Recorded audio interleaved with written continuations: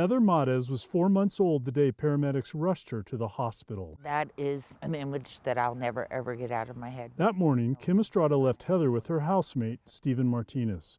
Within 24 hours, Heather would be dead and Martinez would be in jail, accused of murder.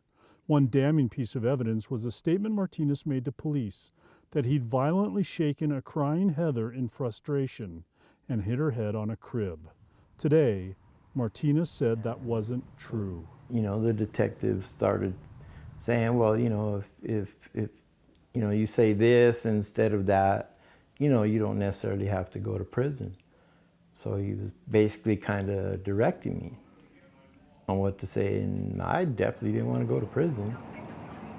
Martinez did go to prison for life before a judge vacated his conviction and sentence. Still, Denver District Attorney John Walsh stopped short of saying Martinez was wrongly convicted. I'm innocent.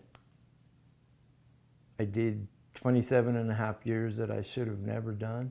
I mean, everybody's entitled to their opinion. I mean, there's 5 medical expert reports that all say the same thing. Court documents show those experts concluded Heather died of respiratory disease, noting she needed oxygen and went into intensive care after her birth, and later had an upper respiratory infection, and that doctors who treated her the day she died and the coroner both concluded she had pulmonary disease.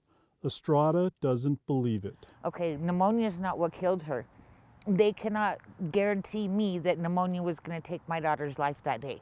What she does believe is that Martinez is responsible for Heather's death. He doesn't have to relive it. He gets to walk the streets and nobody will even know what happened. Nobody even know who he was at the time. I would just like to say that I'm very sorry for her loss, their entire family's loss. But it was a tragedy on both sides, for her family and my family. Kevin Vaughn, 9 News.